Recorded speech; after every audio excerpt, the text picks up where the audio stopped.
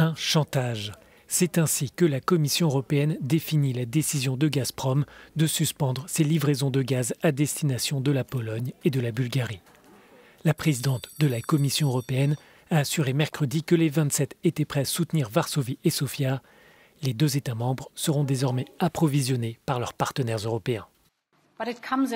Nous ne sommes pas surpris que le Kremlin utilise les combustibles fossiles pour essayer de faire du chantage. C'est une chose à laquelle la Commission européenne s'est préparée en étroite coordination et de manière solidaire avec les États membres et les partenaires internationaux. La présidente de la Commission souligne aussi que payer le gaz autrement qu'en euros contreviendrait aux sanctions européennes contre la Russie. Cette mise au point intervient après la publication d'un article par Bloomberg qui signale que 12 entreprises européennes ont accepté d'effectuer leurs achats auprès de Gazprom en roubles. Si cela n'est pas prévu dans les contrats, il s'agit d'une violation de nos sanctions. Nous avons environ 97% de tous les contrats qui stipulent explicitement que le paiement doit être effectué en euros ou en dollars. Après la Pologne et la Bulgarie mercredi, la Russie menace désormais de couper ses livraisons vers d'autres pays. Pour certains experts, l'objectif annoncé par les autorités russes est très clair. L'objectif final n'est pas de punir la Bulgarie et la Pologne, qui sont des petits consommateurs de gaz. Il s'agit de changer la façon de penser des pays les plus vulnérables aux manipulations russes concernant le gaz.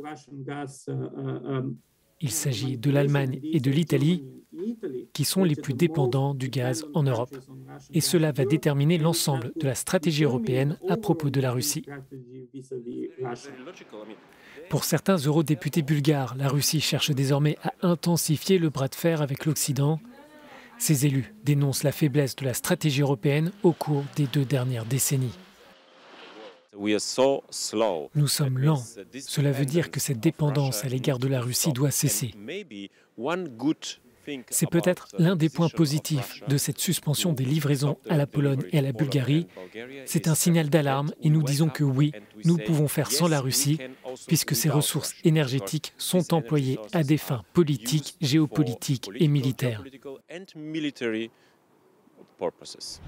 Les ambassadeurs de l'Union européenne se sont retrouvés mercredi pour évoquer un 6e train de sanctions contre Moscou qui pourrait inclure un embargo sur le gaz et le pétrole. L'accord pourrait être conclu la semaine prochaine.